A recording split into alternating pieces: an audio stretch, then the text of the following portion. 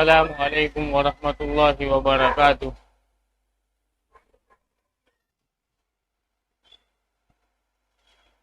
अस्सलामुअलैकुम वरहमतुल्लाहि वबरकातुह।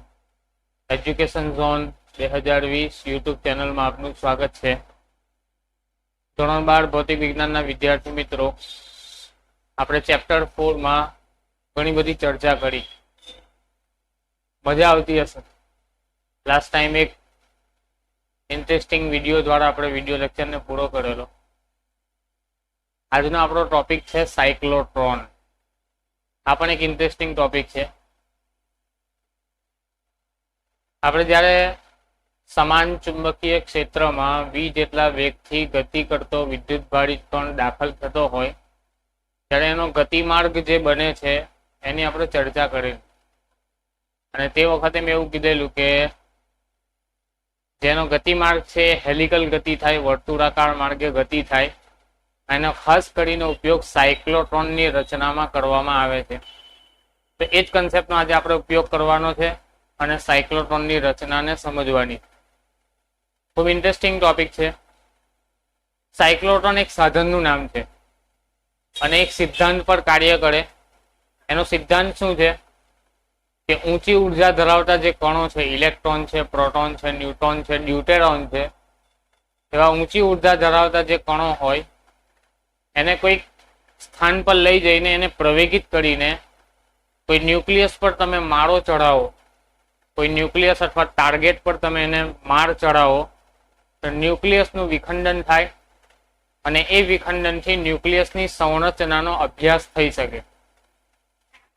માની લો કે આલ્ફા કણ છે અથવા ડ્યુટેરોન છે અથવા ઇલેક્ટ્રોન છે અથવા પ્રોટોન છે, એને તમે પ્રવેગિત કર્યો અને સોનાનું ન્યુક્લિયસ છે એના પર તમે પ્રટાડિત કરો તો સોનાના ન્યુક્લિયસનું પ્રટાડન થશે અને એ પ્રટાડન થવાથી, વિખંડન થવાથી સોનાના ન્યુક્લિયસનો અથવા પરમાણુનો તમે અભ્યાસ કરી શકો।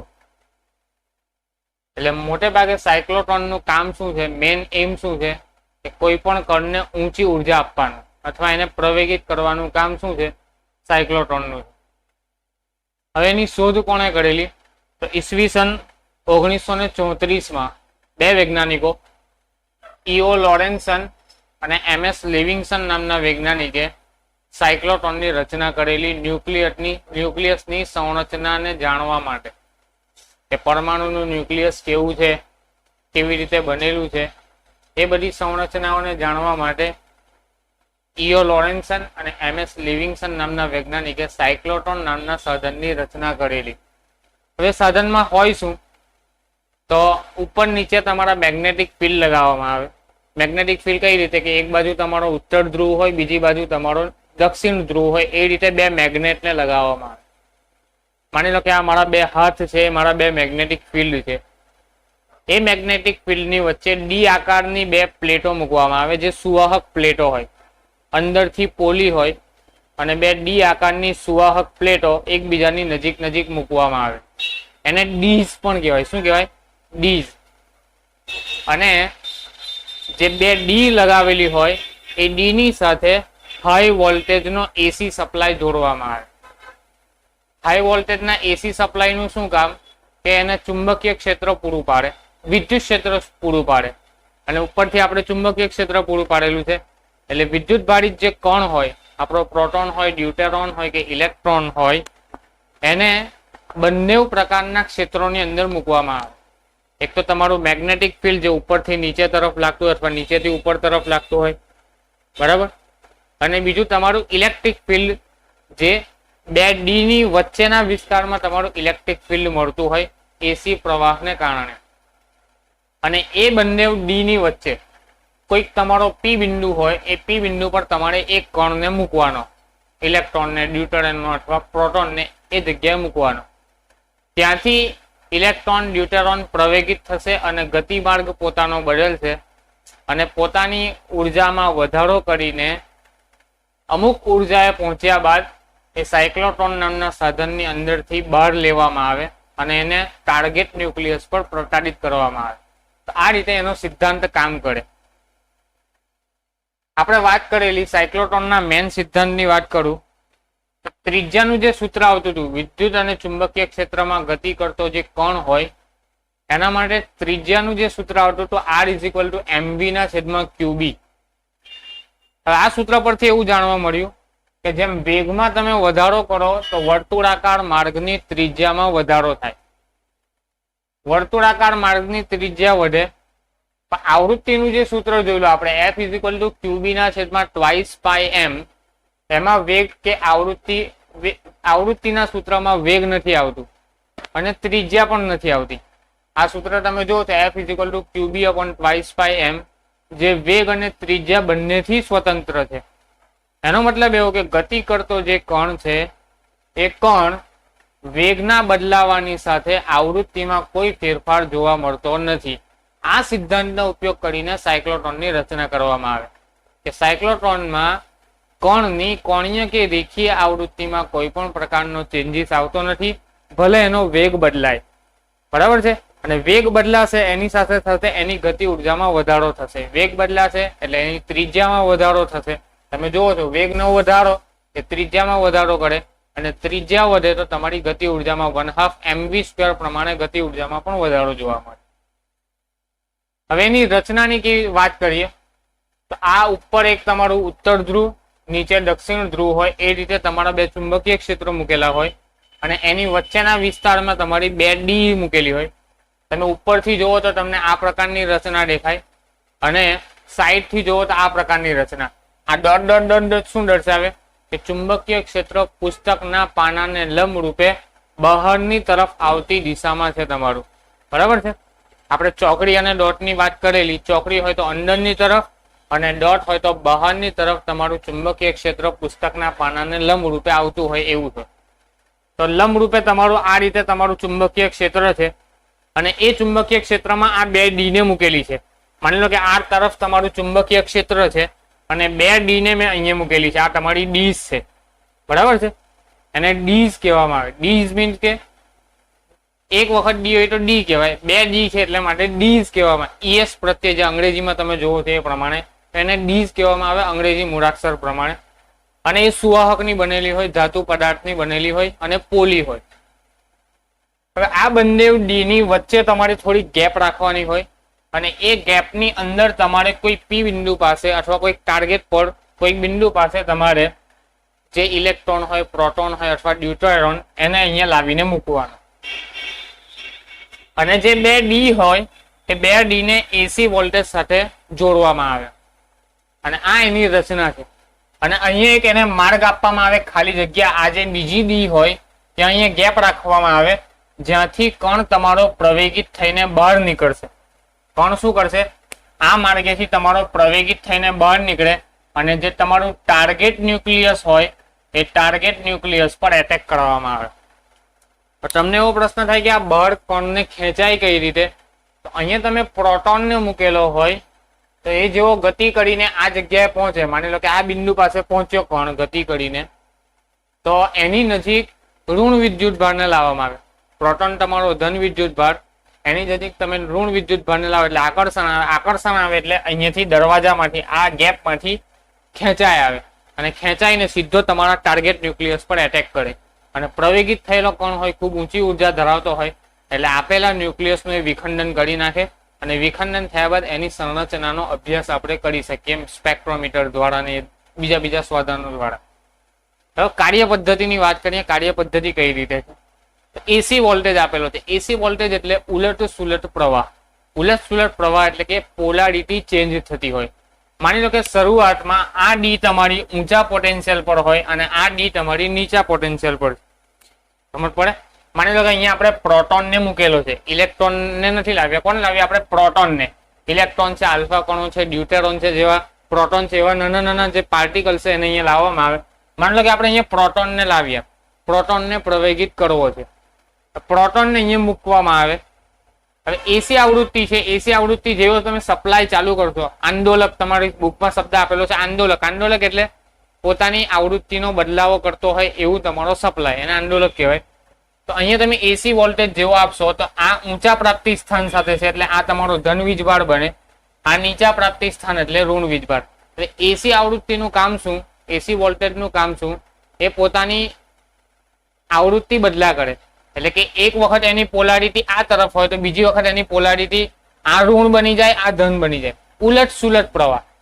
એક વખત આ પ્લસ છે તો આ માઇનસ બને, બીજી વાર શું થશે, થોડી વાર પછી આ માઇનસ થઈ જશે, આ પ્લસ થઈ જશે, પાછું થોડી વાર પછી આ પ્લસ થઈ જશે, આ માઇનસ. એટલે એ પોતાની આવૃત્તિને આ રીતે ચેન્જીસ કર્યા કરે. શરૂઆતમાં માની લો કે આ તમારો ધન વીજભાર ઊંચા સ્થિતિમાન પર, આ D1 પ્લેટ તમારી ઊંચા સ્થિતિમાન પર, D2 પ્લેટ તમારી નીચા સ્થિતિમાન પર. હવે શું થશે, આ જે કણ છે એ કણ દાખલ થશે આ તરફ. કેમ આ તરફ દાખલ થશે, તો પ્રોટોન છે, પ્રોટોન તમારો ધન વીજભાર, અને આ ઋણ પ્લેટ છે તો ઋણ પ્લેટ તમારી ધન વીજભારને આકર્ષે. એટલે આ પ્રોટોન તમારો આ ડી પ્લેટની સપાટીમાંથી અંદરની તરફ દાખલ થાય. મેં તમને કીધું પ્લેટ કેવી છે, પોલી છે. હું તમને આખી રચના, આખી કાર્ય પદ્ધતિનો વિડીયો આ થિયરીની એન્ડિંગમાં મૂકીશ. ખૂબ ઇન્ટરેસ્ટિંગ વિડીયો છે, એ જોજો એટલે તમને આખા સાયક્લોટ્રોનનો સિદ્ધાંત ખબર પડી જશે. હું તમને થિયોરિટિકલ સમજાવી દઉં. આ જે સપાટી છે એ તમારી પોલી છે, આ પ્રકારની તમારી પોલી સપાટી છે. હવે અહીંયા તમારો પી બિંદુ પર કણ હતો, એ કણ દાખલ થશે આ સપાટીમાં અંદરની તરફ. માની લો કે V1 જેટલા વેગથી દાખલ થાય છે. કેટલા વેગથી? શરૂઆતના પ્રારંભિક વેગ V1 થી દાખલ થાય. હવે બીજી એક વસ્તુ યાદ રાખવાની, ચુંબકીય ક્ષેત્ર તો બધે જ છે, ડી માં પણ છે, વચ્ચેના વિસ્તારમાં પણ છે, અહીંયા પણ છે. એટલે આખી બધી સપાટીઓ પર તમારું ચુંબકીય ક્ષેત્ર તો લાગે છે. વિદ્યુત ક્ષેત્ર જે મળે આ ધન પ્લેટ અને આ ઋણ પ્લેટ, તો ધન થી ઋણ તરફ જે તમારું સમાન વિદ્યુત ક્ષેત્ર ઉદ્ભવે, જે તમારું સમાન આપણે ધન પ્લેટ થી ઋણ પ્લેટ તરફ તમારું સમાન ચુંબક વિદ્યુત ક્ષેત્ર જે ઉદ્ભવે એ આ તરફની દિશામાં હશે વિદ્યુત ક્ષેત્ર. અને એ વિદ્યુત ક્ષેત્ર ખાલી વચ્ચેના વિસ્તારમાં જ હશે. કયા વિસ્તારમાં? વચ્ચેનો જે ખાલી વિસ્તાર છે એટલા વિસ્તારમાં જ તમારું વિદ્યુત ક્ષેત્ર હશે. કારણ શું? કે આ તો બંને સુવાહક છે, અને આપણે કીધેલું કે સુવાહકના અંદરના વિસ્તારમાં વિદ્યુત ક્ષેત્રનું મૂલ્ય કેવું હોય? શૂન્ય હોય. તો અંદરના વિસ્તારમાં વિદ્યુત ક્ષેત્ર હોતું નથી. ખાલી કયું ક્ષેત્ર હશે? ચુંબકીય ક્ષેત્ર. એટલે ડી ની સિવાયનો જે વચ્ચેનો ભાગ છે એમાં ચુંબકીય ક્ષેત્ર પણ છે અને વિદ્યુત ક્ષેત્ર પણ છે. જ્યારે આ જે ભાગ છે, ડી ના જે ભાગ છે, બે ડી છે, એ બંને વિસ્તારમાં તમારું ખાલી મેગ્નેટિક ફિલ્ડ એટલે કે ચુંબકીય ક્ષેત્ર છે, વિદ્યુત ક્ષેત્ર હોતું નથી. કારણ શું? સુવાહકના અંદરના વિસ્તારમાં વિદ્યુત ક્ષેત્રનું મૂલ્ય શૂન્ય હોય. હવે જેવો આ દાખલ થાય એટલે આપણે એવું કીધેલું કે કોઈ પણ વિદ્યુત ભારિત કણ v જેટલા વેગથી ચુંબકીય ક્ષેત્રમાં દાખલ થાય તો એનો ગતિપથ વર્તુળાકાર બને. એવું કીધેલું. તો આ શું કરશે? p વેગથી ગતિ કરે, v જેટલા વેગથી અથવા v1 જેટલા વેગથી ગતિ કરતો કણ દાખલ થાય, ચુંબકીય ક્ષેત્રની અસરને કારણે બળ અનુભવીને વર્તુળાકાર પથ બનાવે. ગતિપથ કેવો થાય એનો? વર્તુળાકાર. આ રીતે તમારું વર્તુળ બનશે. બરાબર છે? તો ફરી જેવો આ પાછો સપાટી પર અંદર દાખલ થઈને ફરીને આવીને વર્તુળાકાર માર્ગ પૂરો કરીને પાછો આ સપાટી પર આવે, સપાટીની જેવો બહાર નીકળશે, આ સપાટીમાંથી જેવો બહાર નીકળશે, અમુક વેગથી બહાર નીકળશે, તેવું એને ઇલેક્ટ્રિક ફિલ્ડ એટેક કરે. શું એટેક કરે? Electric field. Electric field. હવે આ તમારું ચુંબકીય ક્ષેત્ર આ દિશામાં છે, જોજો ચુંબકીય ક્ષેત્ર આ દિશામાં છે, એને લંબ રૂપે તમારું ઇલેક્ટ્રિક ફિલ્ડ છે. આ તમારું ચુંબકીય ક્ષેત્ર, તમારું ચુંબકીય ક્ષેત્ર આ દિશામાં અને ઇલેક્ટ્રિક ફિલ્ડ તમારું આ દિશામાં. બરાબર છે? હવે શું થાય? એસી આવૃત્તિ પ્રમાણે શું થશે? આ ધન પ્લેટ હતી એ હવે ઋણ પ્લેટ થઈ જશે. આ તમારી ઋણ પ્લેટ બની જશે, આ તમારી ધન પ્લેટ બની જશે. એસી પોતાની આવૃત્તિ બદલે ફટાફટ.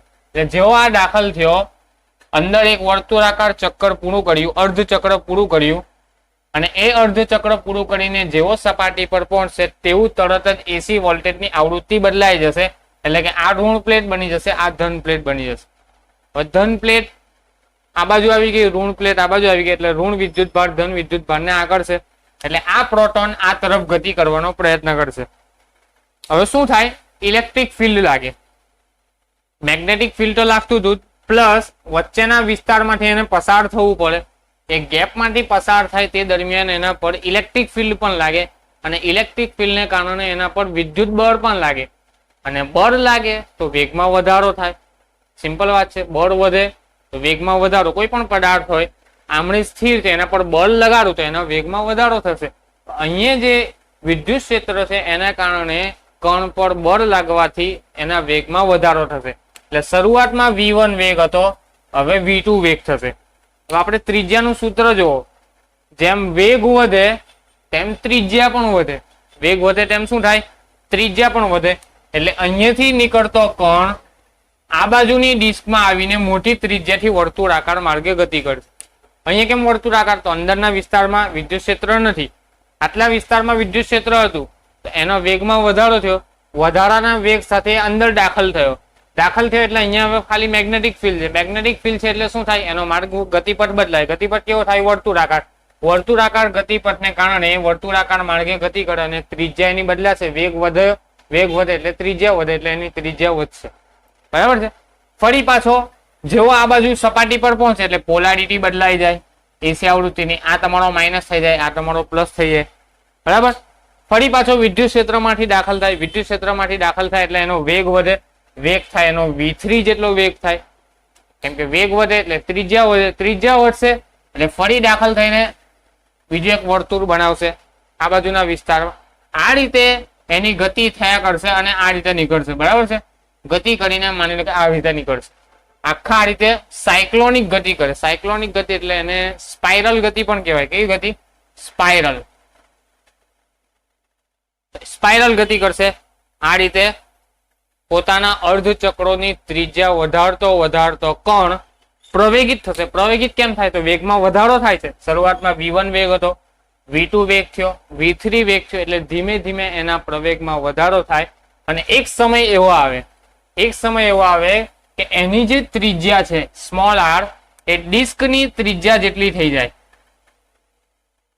ડિસ્કની ત્રિજ્યા માની લો કે ડિસ્કની ત્રિજ્યા કેપિટલ R છે તો વર્તુળાકાર માર્ગે ગતિ કરતા કણની ત્રિજ્યા એક સમય એવું થાય કે ડિસ્કની ત્રિજ્યા જેટલી થઈ જાય.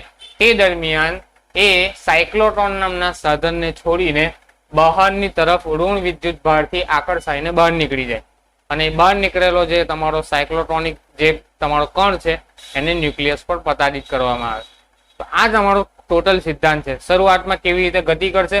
તો P બિંદુ પર હતો, ત્યાંથી અર્ધચક્ર, અને અર્ધચક્ર પૂર્ણ કરવા માટે એને T/2 જેટલો સમય લાગે. એક આખું ચક્ર પૂર્ણ કરવા માટે એને આવર્તકાળ જેટલો સમય લાગતો હોય તો અર્ધચક્ર પૂર્ણ કરવા માટે આવર્તકાળના છેદમાં 2 એટલો સમય એને લાગશે. બરાબર છે. તો આ તમારો સાયક્લોટ્રોનની કાર્ય પદ્ધતિ હતી. હવે થોડી આપણે ગતિ ઉર્જાની વાત કરીએ કે એની ગતિ ઉર્જા કેટલી થાય. સાયક્લોટ્રોનમાં ગતિ કરતા કણની ગતિ ઉર્જા કેટલી થશે એની આપણે ચર્ચા કરીએ. તો આપણે કીધું એ પ્રમાણે ગતિ ઉર્જા એટલે શું? 1/2 mv². ગતિ ઉર્જા એટલે શું? 1/2 mv². બરાબર છે. હવે આ v કયો કે જે સમયે તમારો કણ એમાંથી ગતિ કરશે. આપણે r નું સૂત્ર શું છે? mv/qb. આના પરથી v ને કરતા બનાવું તો શું થાય? qbr/m. હવે જે વખતે એની ત્રિજ્યા તમારી કેપિટલ R થઈ જાય તે સમયે તેનો વેગ, તો એ સમયે એનો વેગ કેટલો થશે? qb capital R/m. આટલો વેગ થઈ જશે એને. જે સમયે તમારી ડિસ્કની ત્રિજ્યા છે એટલી ત્રિજ્યા તમારા કણની થઈ જાય તે સમયે એનો વેગ કેટલો થાય? qb capital R/m. તો આટલા વેગથી એની ગતિ ઉર્જા હશે. તો આ વેગની કિંમત આપણે અહીંયા મૂકીએ તો 1/2 m into qbr/m આખાનો સ્ક્વેર. આ શું થઈ જશે? 1/2 m q² b² r² m². એક mm કેન્સલ થાય તો તમારો જવાબ આવશે 1/2 q² b² r² m kinetic energy. તો આટલી ગતિ ઉર્જા ધારણ કરીને તમારો કણ પ્રવેગિત થઈને બહાર નીકળશે. બરાબર છે. બીજી એક તમારી અનુનાદની શરત આપેલી છે. અનુનાદની શરત એટલે શું? તો તમારી રેખીય આવૃત્તિ છે f. રેખીય આવૃત્તિ એને તમે ન્યુ ઈ પણ કહી શકો. તમે આવૃત્તિને ન્યુ વડે પણ દર્શાવતા હતા. ન્યુ એટલે આ પ્રકારનો v જેવું તમે સિમ્બોલ પાડતા હતા, ન્યુ ઈ. તો આ રેખીય આવૃત્તિ તમારી. અને બીજી તમારી એસી પ્રવાહની આવૃત્તિ એને ન્યુ સી નામ આપો. તો આ બંને આવૃત્તિઓ સમાન થાય ત્યારે અનુનાદની ઘટના બને. અનુનાદ તમે ભણીને આવ્યા હશો તરંગો અને દોલનોમાં. કે કોઈ પણ પદાર્થની રેખીય આવૃત્તિ અને કોણીય આવૃત્તિ સમાન થાય ત્યારે અનુનાદ સર્જાય. અને અનુનાદની ઘટનામાં તમારું વાઇબ્રેશન વધે અને કણ તમારો વધારે પ્રવેગિત થાય અને બહાર નીકળી જાય. તો દર વખત તમારો વોલ્ટેજ એસી સપ્લાય એવો સેટ કરવામાં આવે કે એની જે આવૃત્તિ છે એ કણની રેખીય આવૃત્તિ જેટલી થાય. એસી વોલ્ટેજની આવૃત્તિ એ કણની રેખીય આવૃત્તિ જેટલી થાય એટલે અનુનાદની ઘટના બને અને અનુનાદની ઘટનાને કારણે તમારો કણ વધારે પ્રવેગિત થઈ શકે. તો આ ચર્ચા હતી તમારી સાયક્લોટ્રોનની કે આ રીતે તમે સાયક્લોટ્રોનમાં કોઈ પણ કણને પ્રવેગિત કરી શકો અને એને પછી બહાર કાઢવા માટે કોઈ ઋણ વિદ્યુત ભારને નજીક લાવીને તમે એને બહાર કાઢીને કોઈ પણ ન્યુક્લિયસ પર અથવા ટાર્ગેટ પર તમે પ્રતાડિત કરી શકો. આ તમારો સાયક્લોટ્રોનનો સિદ્ધાંત અને રચના અને કાર્ય પદ્ધતિ. હવે એના ઉપયોગની વાત કરીએ તો ઉપયોગમાં એવું કીધું છે ઘન પદાર્થોમાં બીજા આયનો ઘુસાડીને તેમના ગુણધર્મો બદલવા માટે. માની લો કે અહીંયા તમે એવું જરૂરી નથી કે ઇલેક્ટ્રોન, આલ્ફા કણ કે પ્રોટોન જ લઈ શકો, કોઈક આયન તમે લઈ શકો. માની લો કે પી બિંદુ પર તમે કોઈ આયન નહીં લેજો તો એ આયનને તમારે પ્રવેગિત કરીને કોઈક એવું મટીરિયલ હોય એની અંદર ઘુસાડો. કોઈ પણ કેમિકલ હોય, કોઈ પણ પદાર્થ હોય તો એની અંદર તમે કોઈક સંકીર્ણ સંયોજન બનાવો, કોઈ એને નવું મટીરિયલ, કોઈ આયનને તમે એડ કરીને એ પદાર્થના ગુણધર્મમાં શું ફેરફાર થાય એનો પણ તમે અભ્યાસ કરી શકો. તો એનો પહેલો ઉપયોગ. પછી નવા પ્રકારના દ્રવ્યો બનાવીને એનું સિન્થેસિસ એટલે કે એનાલિસિસ, વિશ્લેષણ પણ કરી શકાય. પછી તેનો ઉપયોગ રેડિયો એક્ટિવ પદાર્થો જેવા હોસ્પિટલમાં બનાવવા માટે, હોસ્પિટલમાં રેડિયો એક્ટિવ જે પદાર્થો બનાવવામાં આવે એમાં પણ તમારા સાયક્લોટ્રોનનો ઉપયોગ કરવામાં આવે છે, જે રોગના નિદાન અને નિવારણ માટે પણ ઉપયોગી છે. આ તમારા સાયક્લોટ્રોનના ઉપયોગો છે. હવે હું તમારા માટે એક વિડીયો મૂકું છું, એ વિડીયોને ધ્યાનથી જુઓ, જેમાં તમારા સાયક્લોટ્રોનની આખી રચના અને કાર્ય પદ્ધતિની સમજૂતી આપેલી છે. Okay,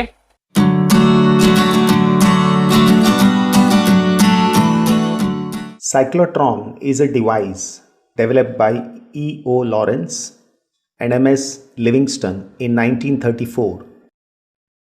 It is used to accelerate charged particles like protons and neutrons. This results in production of high energy charged particle. In nuclear physics, such energized particles are used to bombard nuclei causing nuclear reactions. A positively charged particle can be accelerated to high energy with the help of an oscillating electric field by making it cross the same electric field time and again with the use of a strong magnetic field.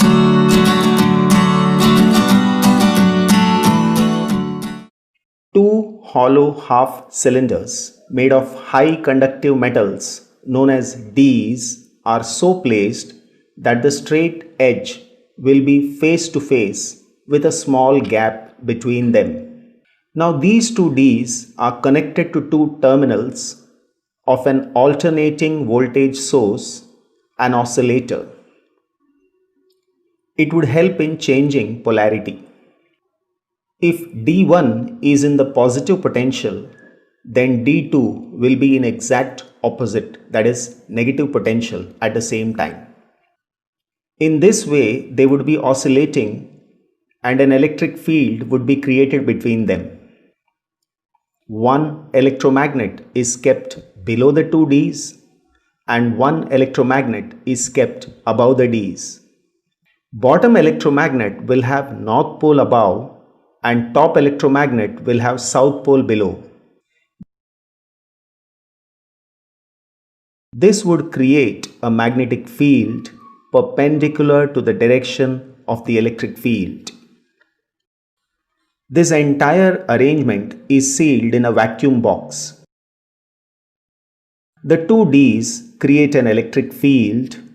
The direction of electric field is horizontal. The direction of magnetic field is vertical. When we place a positively charged particle, which may be a proton or a combination of proton and neutron both, since D1 is positive, D2 is negative, there is an electric field between them. Now a force acts upon the charged particle and its direction would be the direction of E. Because of this force, the charged particle gets acceleration, and because of acceleration, the speed increases till it enters the D. Since D is an enclosed container, so the value of electric field is 0. So force becomes 0 and acceleration becomes 0. So inside the container there is no electric field, but there is magnetic field and its direction is north. The charged particle now moves perpendicular to the direction of the magnetic field. It experiences a force in a direction perpendicular to the plane containing V and B. This force provides the centripetal force and makes the charged particle move along a circular path of radius r is equal to mv upon q times b. The particle makes a semicircle and comes to the gap. The time taken is t by 2. Because if the time taken to complete one circle is t, then the time taken to complete semicircle would be t by 2. As soon as the particle comes to end, it is influenced by electric field. When the particle was born, its velocity was 0.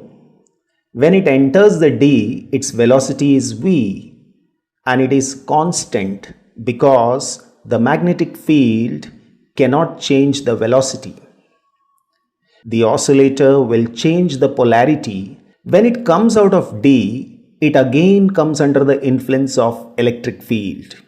The electric field accelerates the charged particle to v1. When it enters D2, the velocity would remain constant. Now D2 becomes positive and D1 becomes negative. When it comes out of D, it again comes under the influence of electric field. The electric field accelerates the charged particle. The particle would now move from D2 to D1 because its velocity would increase to v2. When it enters D1 again, the velocity would remain constant because the magnetic field cannot change the velocity, but the particle would make a greater semicircle because it is coming inside the D with a greater velocity. When it comes out of D, it comes under the influence of electric field. Once again, the electric field accelerates the charged particle, and now the velocity becomes v3. In this way, the particle moves in a circular path, and with each circle, the velocity of the charged particle increases.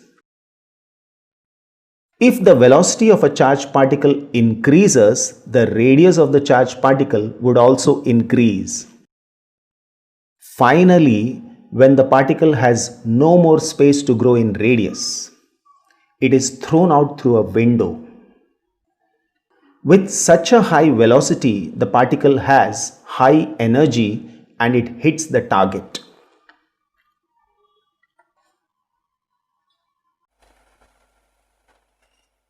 ચાલો, તમે વિડીયોને જોયું. હવે કેટલીક ચર્ચા તમારી ભારતમાં પ્રવેગકોની આપેલી છે. તો શરૂઆતથી જ ન્યુક્લિયર સાયન્સની અંદર આપણો ભારત દેશ આગળ છે. એ પછી એપીજે અબ્દુલ કલામ હોય કે સાહા નામના જેટલા પણ વૈજ્ઞાનિક હોય, સાહા છે, એપીજે અબ્દુલ કલામ છે, એ દરેક વૈજ્ઞાનિકોએ ન્યુક્લિયર પ્રક્રિયાઓમાં અને ન્યુક્લિયર વિજ્ઞાનમાં, ન્યુક્લિયર ફિઝિક્સમાં ખૂબ અગત્યનો ફાળો ભજવેલો છે. તો તમારી થોડીક એક ચર્ચા અહીંયા આપેલી છે, એની ચર્ચા કરું, બહુ વધારે ટાઈમ નહીં લઉં. પ્રવેગક આધારિત સંશોધન ભારતમાં પહેલેથી જ પ્રવેશેલું છે. ડોક્ટર મેઘનાથ સહાએ 1953માં કોલકાતામાં Saha institute of nuclear ફિઝિક્સમાં 37 ઇંચનું cyclotron બનાવેલું. સૌથી પહેલું સાયક્લોટ્રોન મેઘનાથ સહાએ કોલકાતામાં બનાવેલું. આના પછી ઘણા બધા ક્રોફર્ડ અને વોલ્ટન પ્રકારના પ્રયોગોની શ્રેણી Tata institute of fundamental research, Aligarh Muslim university, Bhoj institute Kolkata, Andhra university Visakhapatnam में रचना करवामां आवी. 1960 दशक में घणा बधा वांडरग्राफ जनरेटरो विकसाववामां आव्या. वांडरग्राफ जनरेटर जे प्रवाह विद्युत चेप्टर में आपणा जूना सिलेबस में एक टॉपिक हतो, નવા સિલેબસમાંથી એને વાન્ડરગ્રાફ જનરેટરને કાઢી નાખ્યું. એના એક ટોપિક કોરોના ડિસ્ચાર્જ પણ આવતો હતો, એ પણ તમારો જૂના સિલેબસમાં હતો, હવે કાઢી નાખ્યો છે. તે વાન્ડરગ્રાફ જનરેટર નામનું સાધનની તમારી રચના કરવામાં આવી. 5.5 મિલીવોલ્ટનું terminal machine Bhabha atomic research centre મુંબઈમાં, 2 મેગાવોલ્ટનું terminal machine Indian Institute of Technology IIT કાનપુરમાં, જ્યાં આપણા ડોક્ટર SC વર્મા સાહેબ જ્યાં ભણેલા છે અને જ્યાં અભ્યાસ કરાવે છે એ તમારી IIT કાનપુર. એક 400 કિલોવોટનું terminal machine Banaras Hindu university વારાણસીમાં અને પંજાબ યુનિવર્સિટી પટિયાલામાં બન્યા. એક 66 સેન્ટીમીટરનું સાયક્લોટ્રોન યુએસએની રોચેસ્ટર યુનિવર્સિટીમાં ભારતે દાનમાં આપેલો, જે પંજાબ યુનિવર્સિટી ચંદીગઢમાં કાર્યરત. પુના યુનિવર્સિટી પુનામાં એક નાનું ઇલેક્ટ્રોન પ્રવેગક પણ બનાવવામાં આવેલું. એટલે તમે વિચાર કરો, ભારત દેશમાં આ સાયક્લોટ્રોનની ઉત્પત્તિ ઘણી બધી થઈ છે. ઘણી બધી યુનિવર્સિટીઓએ, ઘણા બધા રિસર્ચ સેન્ટરોએ આવા સાયક્લોટ્રોન બનાવવાનો પ્રયત્ન કરેલો. બીજું બધું પણ તમે આપેલું છે, તમે વાંચી શકો છો એમાં કે ભારતે કઈ કઈ સિદ્ધિ મેળવેલી છે. હું ચર્ચા નથી કરતો. Okay, thank you. Next video લેક્ચરમાં આપણે બાયો સાવર્ટના નિયમની ચર્ચા કરીશું. એ વિદ્યુત પ્રવાહ આધારિત તારમાં ચુંબકીય ક્ષેત્ર ઉદ્ભવે, એ ચુંબકીય ક્ષેત્રનું મૂલ્ય કેટલું, જે બાયો સાવર્ટ નામના વૈજ્ઞાનિકે આપેલું, એની ચર્ચા આપણે નેક્સ્ટ વિડીયો લેક્ચરમાં કરીશું. Thank you.